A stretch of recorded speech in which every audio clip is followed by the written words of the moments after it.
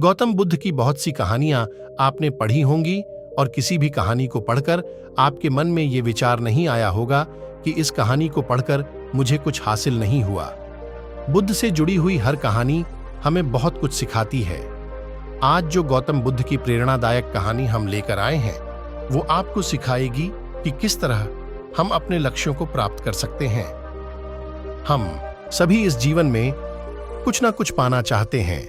हर किसी के अपनी जरूरत के अनुसार गोल्स या लक्ष्य होते हैं। लक्ष्य बनाना तो आसान होता है, लेकिन उस तक पहुंचना या उस लक्ष्य को प्राप्त कर लेना आसान नहीं होता।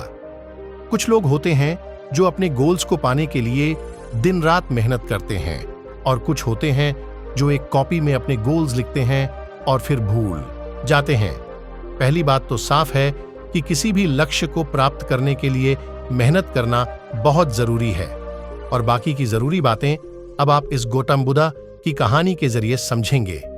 ये बात उस समय की है जब भगवान बुद्ध ज्ञान की प्राप्ति कर लेने के बाद जगह जगह जाकर प्रवचन दिया करते थे।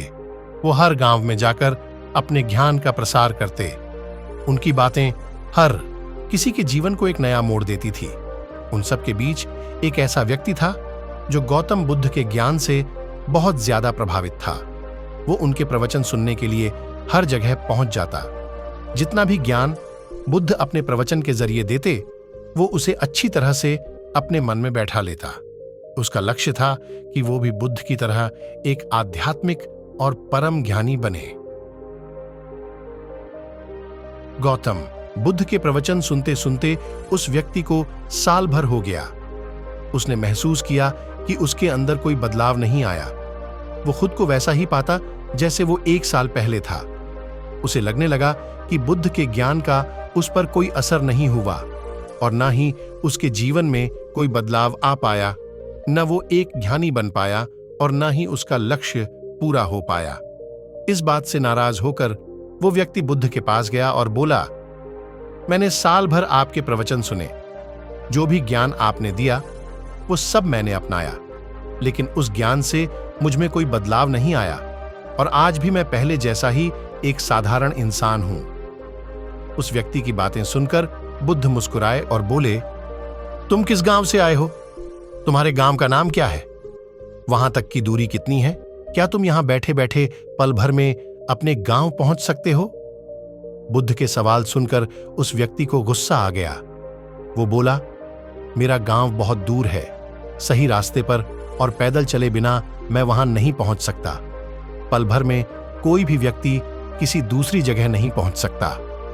गौतम बुद्ध बोले, यही तो तुम्हारे प्रश्नों का उत्तर है।